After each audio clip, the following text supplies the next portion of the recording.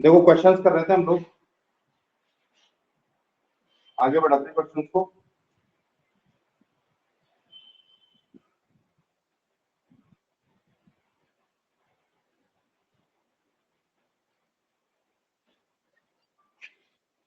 Question देखो, if A balloon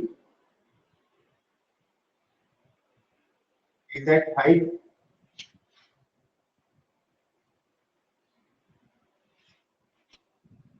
98 meters from ground and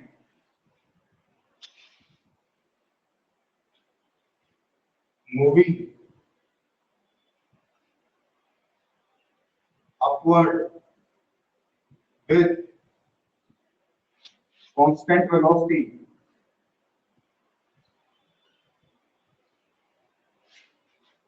14 meter per second, if a ball, if a packet drop from balloon, find velocity of packet by which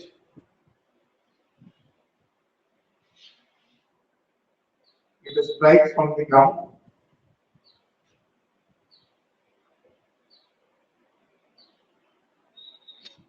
It is strike by ground and time taken to reach at ground. ये question है, देखो एक balloon है, कोई hot air balloon है, एक कोई balloon है हॉट एयर बलून, और वो जो है ऊपर की तरफ जा रहा है। जब जब वो 98 मीटर ऊपर है जमीन से, जब वो 98 मीटर ऊपर है तो उसे एक पैकेट छोड़ा जाता है। अच्छा, बलून जो ऊपर जा रहा है वो 14 मीटर पर सेकंड से जा रहा है, बलून जो ऊपर जा रहा है वो 14 मीटर पर सेकंड से जा रहा है, और जब वो 98 मीटर ऊपर है जमीन से तो उसे एक पैकेट गिराया जाता है। अब पैकेट गिराया जाएगा तो अपने को ये पता करना है कि वो पैकेट कितनी देर में जमीन पर पहुंचेगा और किस वेलोसिटी से वो स्ट्राइक करेगा, ये अपना क्वेश्चन है। तो कोशिश करोगे, नहीं आएगा तो फिर मैं करूंगा। क्वेश्चन ये है कि एक बलून है, वो जमीन से 98 मीटर ऊपर है, बलून जो है वो जमीन से 98 मीटर ऊपर है और वो ऊपर की तरफ जा रहा है, हॉट एयर बलून है, ऊपर जा रहा है कांस्टेंट वेलोसिटी से, वेलोसिटी उसकी 14 मीटर पर सेकंड। जब वो 98 मीटर ऊपर है तो उसे एक पैकेट छोड़ा जाता है। अब वो पैकेट छोड़ा जाता है तो अपने को ये पता करना है कि वो पैकेट जमीन से किस वेलोसिटी से स्ट्राइक करेगा, नंबर एक बात, और कितनी देर में जमीन पर पहुंचेगा। तो अटेम्प्ट करो, नहीं आएगा तो फिर मैं करूंगा।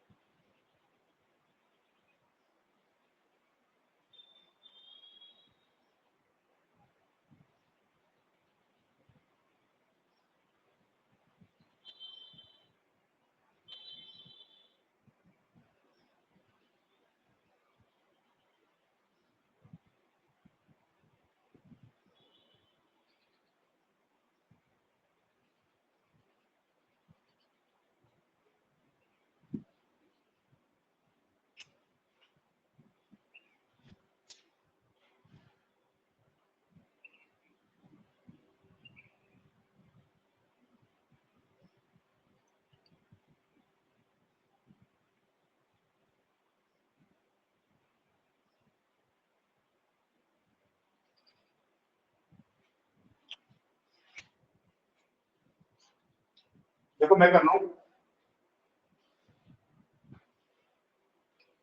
ये बलून है मान लो, इसके अंदर कोई आदमी बैठा हुआ है, तो वो एक पैकेट छोड़ता है, बलून जमीन से 98 मीटर ऊपर है, तो ये जो है ये ग्राउंड है, ये 98 मीटर ऊपर है, इसकी वेलोसिटी ऊपर की तरफ है 14 मीटर पर सेकेंड। अब जो इसमें से पैकेट ड्रॉप किया हुआ है, ये पैकेट है, तो क्यों, क्योंकि ये पैकेट पहले बलून में ही था, बलून में था तो वेलोसिटी, इसको भी इनिशियल वेलोसिटी कितनी भी जाएगी, पैकेट को भी इनिशियल वेलोसिटी ऊपर, क्योंकि पहले पैकेट के ऊपर ही जा रहा था, तो इस पैकेट की भी इनिशियल वेलोसिटी हो जाएगी 14 मीटर पर सेकेंड, 14 मीटर पर सेकेंड ऊपर की तरफ। अच्छा जी लगता है नीचे की तरफ, जी कितना होता है 10 मीटर पर सेकेंड स्क्वायर, या 9.8 ले लेते हैं, 9.8 मीटर पर सेकेंड स्क्वायर, है ना, ये हो जाएगा। तो जी नीचे की तरफ लग रहा है, यू इसका, ये उसका ऊपर की तरफ है, तो अपन मान लेते हैं कि जमीन से टी टाइम बाद में टकराता है, जमीन से टी टाइम बाद में टकराता है, तो लेट, अब देखो अपन ये तय करके करते हैं कि ऊपर का डायरेक्शन प्लस होगा और नीचे का डायरेक्शन माइनस होगा, या उल्टा भी तय कर सकते हो। मान लेते हैं कि जब अलग अलग वेक्टर अलग अलग डायरेक्शन में हो, यहाँ पे बीच में वेलोसिटी तो पैकेट के ऊपर की तरफ है, अपन ने छोड़ा नीचे, लेकिन हम जिस वेलोसिटी से चल रहे थे बलून के अंदर, बलून ऊपर की तरफ 14 मीटर पर सेकंड जा रहा था, तो इस पैकेट की जो वेलोसिटी है वो भी 14 मीटर पर सेकंड होगी ऊपर की तरफ। तो यू जो है हम लोग ये लेते हैं कि मान लेते हैं that downward direction is, that downward direction is, जो डाउनवर्ड डायरेक्शन है ये पॉजिटिव मान लेते हैं अपन, डाउनवर्ड डायरेक्शन इज पॉजिटिव। अगर डाउनवर्ड डायरेक्शन पॉजिटिव तो अपवर्ड डायरेक्शन कैसा हो जाएगा, negative. So upward direction will be,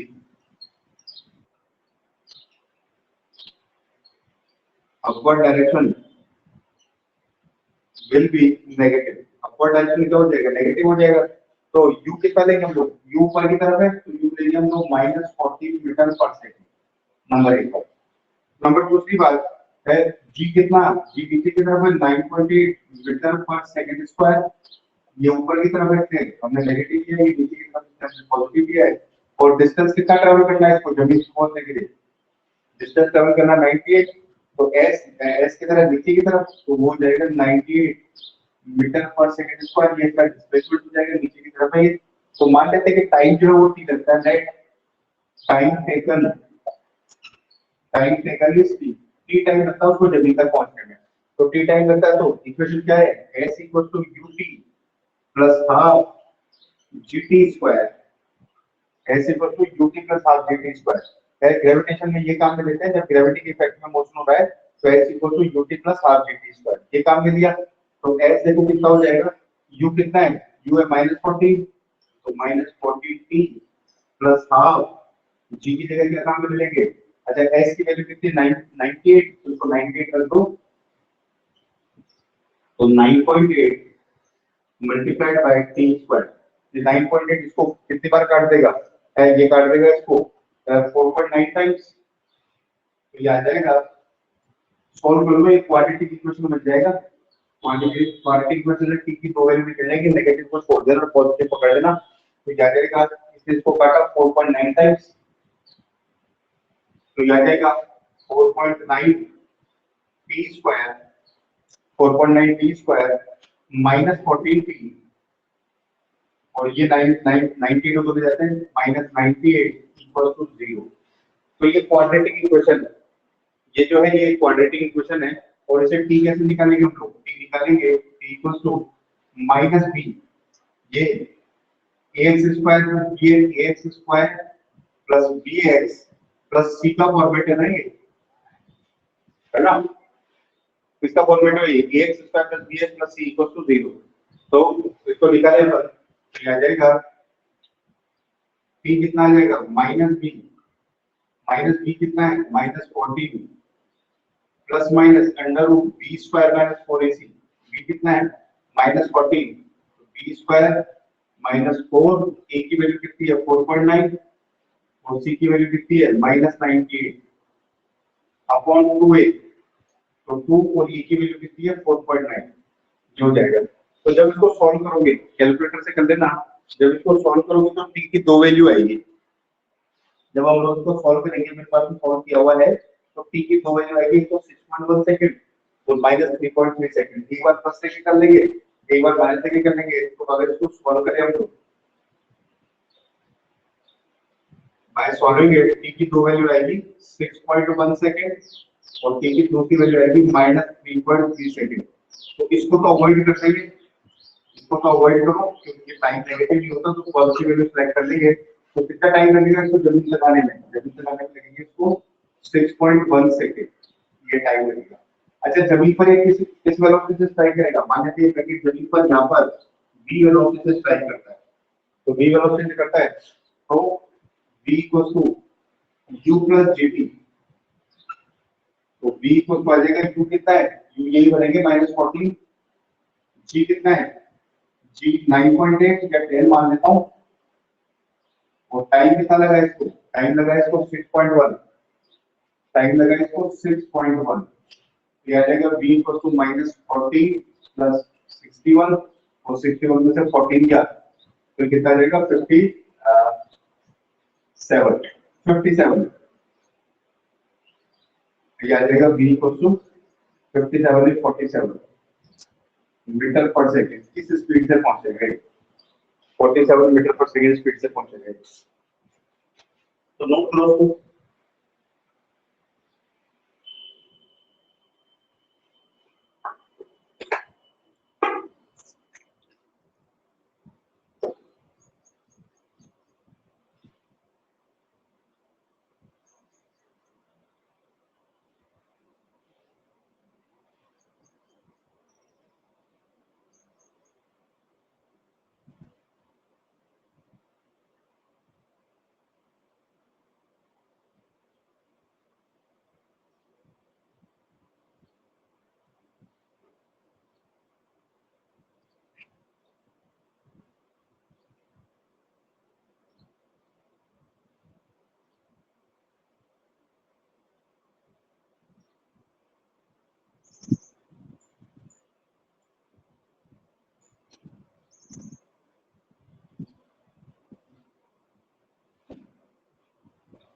हो गया नोट? आ गया समझ में?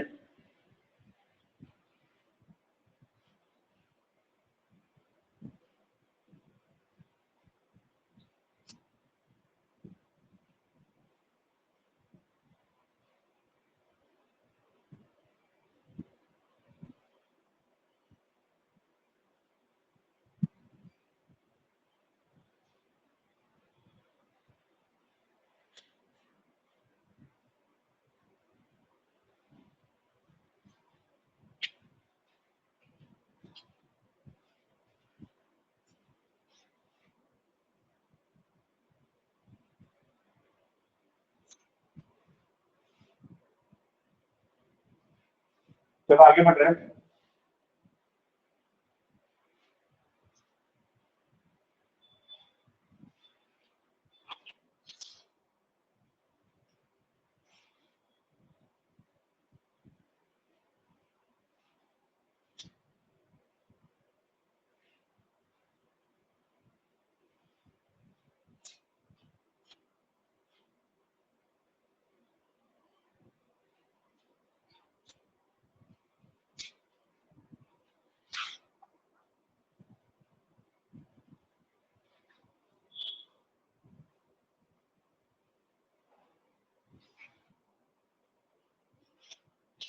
अगला क्वेश्चन देखो। ये particle,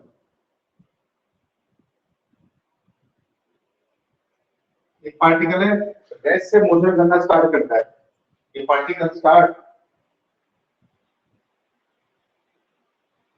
motion from rest, rest से मोशन करना चालू करता है इन नेक्स्ट 2 सेकेंड।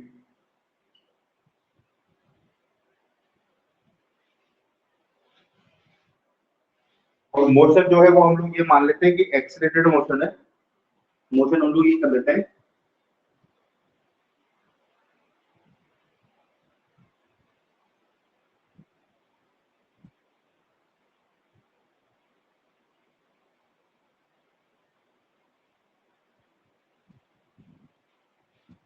मोशन ये मान लेते हैं कि हम लोग एक्सीलरेटेड है, a particle start motion from where and moving with constant acceleration, ऐसा मान लेते हैं कि हम लोग constant acceleration से मूव करते हैं।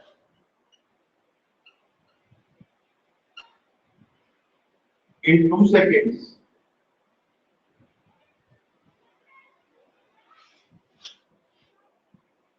it travels x1 distance, x1 distance travel करता है in next 2 seconds travel another x2 distance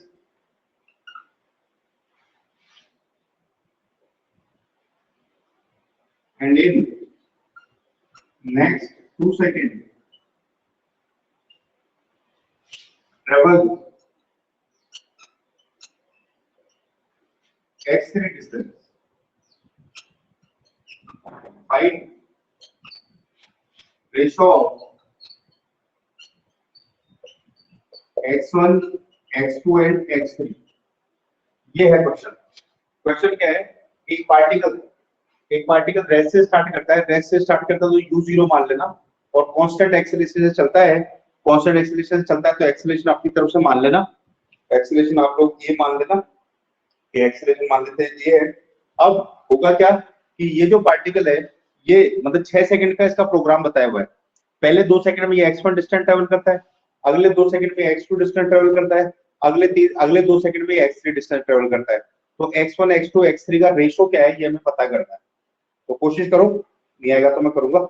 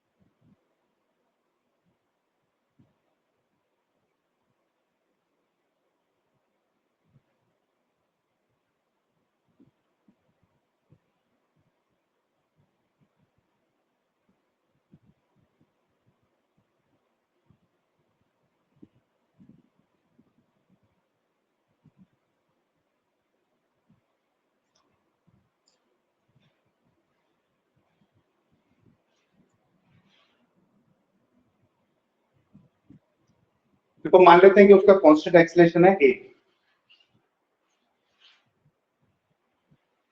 late constant acceleration is a।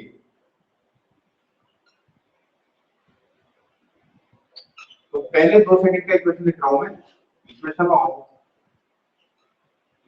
For first 2 second,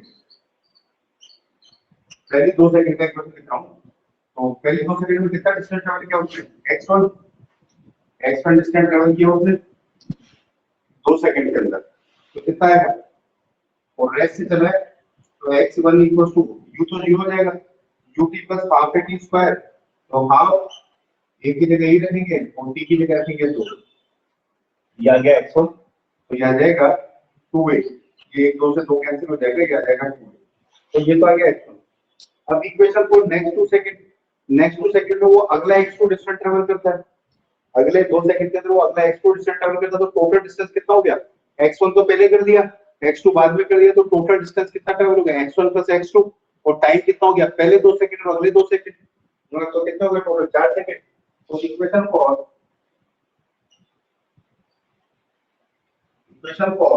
next 2 second में टोटल डिस्टेंस कितना ट्रेवल हो गया? x1 plus x2। वही लिखेंगे हाफ, मतलब हमने पहले वाले को भी मिला लिया, हाफ a और t की जगह टाइम कितना हो गया? 4 सेकंड, क्योंकि पहले के 2 सेकंड और ये वाले 2 सेकंड ऐड होके कितना हो गया? 4 सेकंड। तो इसको सॉल्व करें अपन, तो ये आ जाएगा कितना? ये आ जाएगा 8a, ये आ जाएगा 8a। अब equation for next 2 second,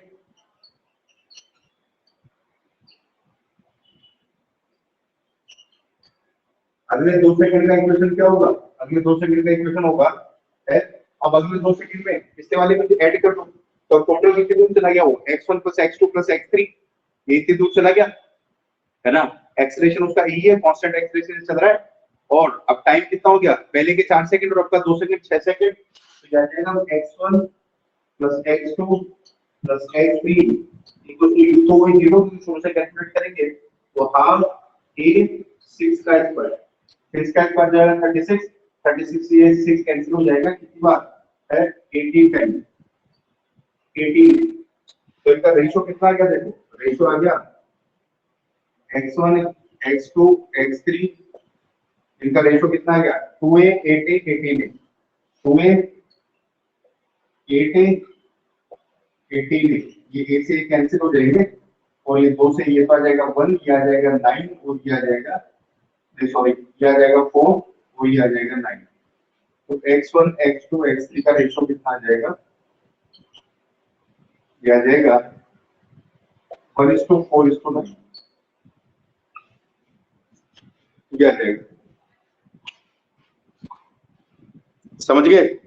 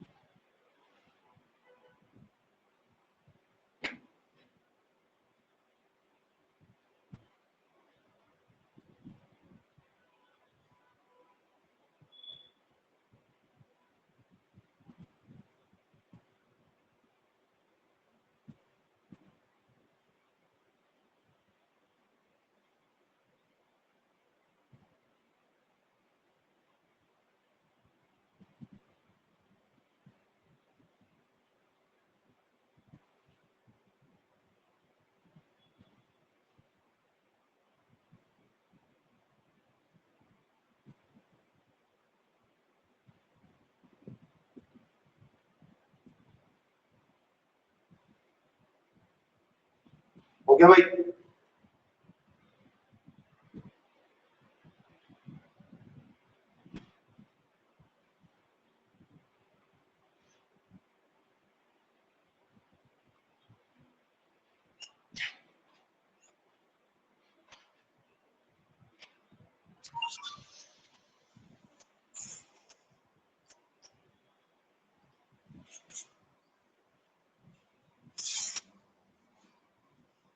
if engine,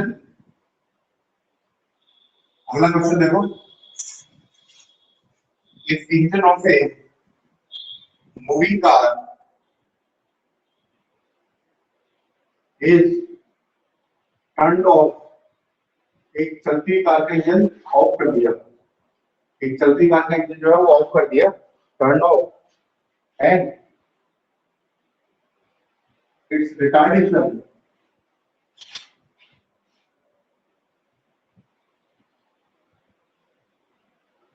या नेगेटिव एक्सीलरेशन। तो क्योंकि इंजन ऑफ कर दिया तो वो धीमे धीमे धीमे क्या होगी? रुकेगी, क्योंकि इंजन तो चल नहीं रहा, तो थोड़ी दूर तक चलती रहती है। अगर आप चलती कार का इंजन ऑफ भी कर दो तो कार जो है वो क्या है, वो दूर जाके रुकेगी। या रिटार्डेशन या negative acceleration is given by A equals to minus KPQ, where A is a constant.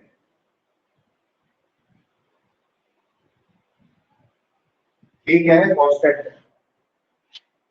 If velocity at the time of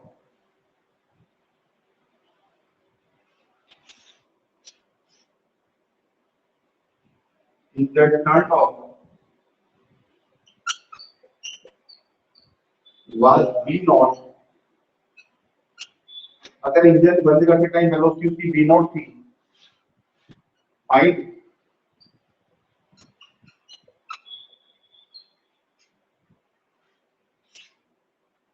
find velocity of car after time t. t time के बाद में velocity निकाल दिया. क्या है question? Question ये है कि एक कार चल रही थी और उसका इंजन जो है वो बंद कर दिया. आप करके देख लेना, अगर टू व्हीलर वगैरह चलाते हो तो चलते हुए एक्टिवा का इंजन बंद कर देना तो कुछ दूर तक वो चलता रहेगा, फिर आगे आगे रुक जाएगा क्योंकि उसमें रिटार्डेशन आएगा. रोड के फ्रिक्शन की वजह से रिटार्डेशन आएगा, फ्रिक्शन उसको रोकने की कोशिश करेगा, लेकिन फिर भी क्योंकि उसके अंदर मोमेंटम होता है तो कुछ दूर तक वो चलता रहता है. ब्रेक नहीं लगाना, आपको इंजन ऑफ कर देना बस केवल. तो इंजन ऑफ करते टाइम उसकी वेलोसिटी मान लेते हैं v not. So t time बाद में वेलोसिटी क्या होगी? Find velocity of car after time t. t time बाद में उसकी वेलोसिटी क्या होगी ये निकालना है.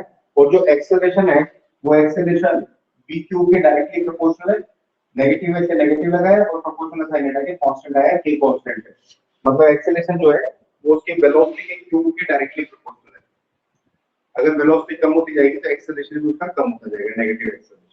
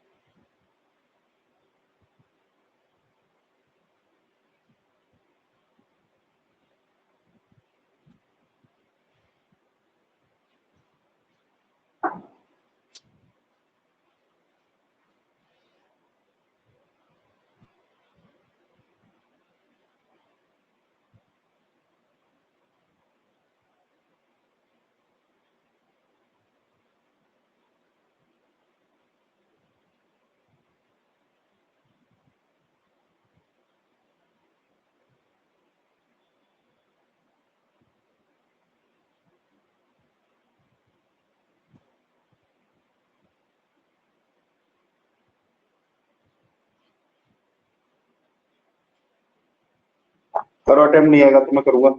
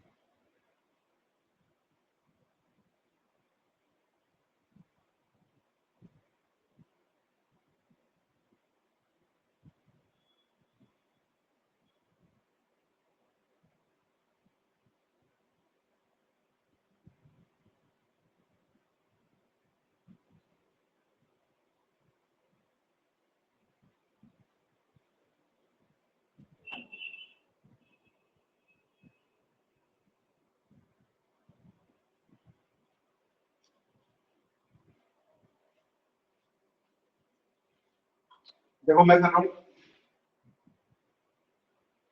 उसका जो एक्सेलरेशन है वो ये दिया हुआ आप लोग को, acceleration equal to minus K V Q.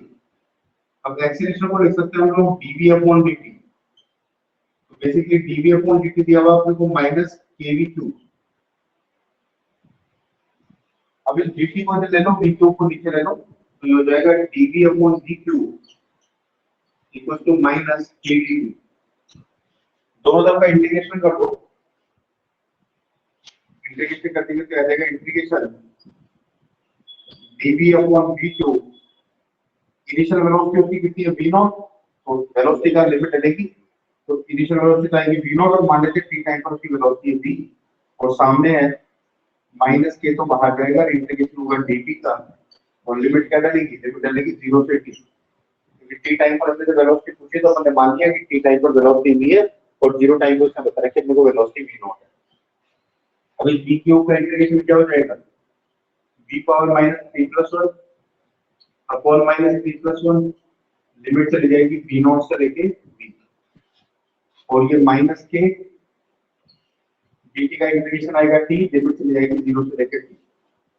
ये माइनस 3 प्लस 2 कितना हो जाएगा, माइनस 2 है ना, और ये v पावर कितना हो जाएगा, माइनस 2। तो ये माइनस 2 का आ जाएगा बाहर, ये आ जाएगा 1 अपॉन माइनस 2, माइनस 3 प्लस 1 कितना हो गया, माइनस 2, तो ये तो आ गया बाहर, है ना। और ये v power minus 3 plus 2, v power minus 2 हो गया, माइनस 2 को नीचे लेने के तो ये हो जाएगा 1 अपॉन v स्क्वायर, लिमिट मिल जाएगी v नॉट से v, तो सामने आ जाएगा माइनस के बाहर है t माइनस v, ये माइनस से माइनस कैंसिल कर दो चाहो तो। अब जब इसको लिमिट डालते हैं अपन, एक बार जाएगी अपर लिमिट, एक बार जाएगी लोअर लिमिट, है ना। तो ये कितना जाएगा, क्या जाएगा, एक बार अपर लिमिट डाल दो उसकी 1 मिनट, और एक बार इसकी लोअर लिमिट डाल दो, तो ये आ जाएगा, एक बार इसमें अपर लिमिट, एक बार लोअर लिमिट, क्या आ जाएगा 1 upon v square, upper limit गई इसकी जगह, एक बार लोअर लिमिट गई, minus 1 upon v0 square equal to kt। या क्या, तो मैं निकालना है v, इसको इधर ले जाओ, तो हो जाएगा 1 अपॉन v स्क्वायर, वो भी तो था, ये 2 भी था, तो 2 को उधर भेज दो पहले kt के पास में, यहाँ पर भी हो जाएगा 2kt, तो यह आ जाएगा 1 upon v square equal to, इसको ले जाओ 2kt plus 1 upon v0 square, तो ये 1 अपॉन v स्क्वायर आ जाएगा 2kt v0 square plus 1 upon v0 square. इसको उल्टा कर लो, लेफ्ट हैंड साइड से भी रिवर्स कर लो, राइट हैंड साइड से भी रिवर्स कर लो, तो यह आ जाएगा v square equal to v0 square upon 2kt v0 square plus 1, और v कितना आ जाएगा, अंडर रूट ले लो सामने वाले का, तो ये v आ जाएगा v equal to under root v0 square upon 2kt v0 square plus 1, ये आंसर आ जाएगा। नोट करो उसको, हो गया ये।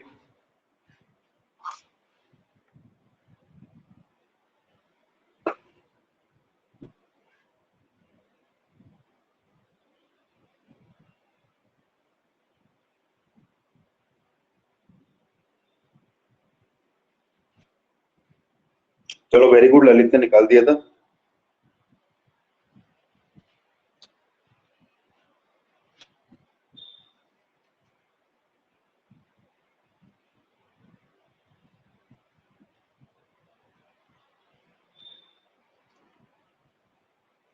चाहो तो अंडर रूट में से v0 बाहर ले सकते हैं,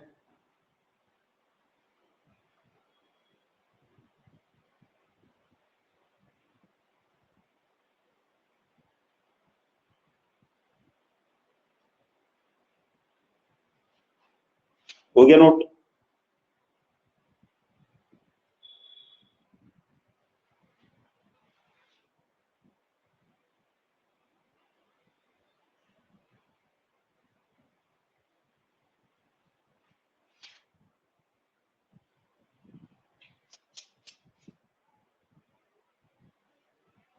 चलो बच्चों आज की क्लास यही रोकेंगे, या तो कल से नया चैप्टर स्टार्ट कर देंगे। क्वेश्चन इसके ऐसे ही होते हैं सारे, क्वेश्चनों की प्रैक्टिस करना, कोई प्रॉब्लम आए तो पूछना मुझसे। और या तो नया चैप्टर स्टार्ट करेंगे या मन किया तो कल का लेक्चर और न्यूमेरिकल कर लेंगे। ऐसे होते हैं क्वेश्चन, थोड़ा सा दिमाग लगाना पड़ेगा। 3 टाइप के क्वेश्चन होते हैं, ग्राफिकल, ये डिफरेंशिएशन इंटीग्रेशन होने वाले, और एक सिंपल डायरेक्ट फॉर्मूलों से। तो तीनों टाइप का एक एक दो सैंपल मैंने ले लिए हैं, और कुछ ग्रेविटी के क्वेश्चन होते हैं। तो मन किया तो कल 1-2 न्यूमेरिकल और करके और चैप्टर स्टार्ट कर देंगे 2D मोशन। तो चलो बच्चों, bye bye, take care, all the best, have a great day, good night, next class में मिलता है।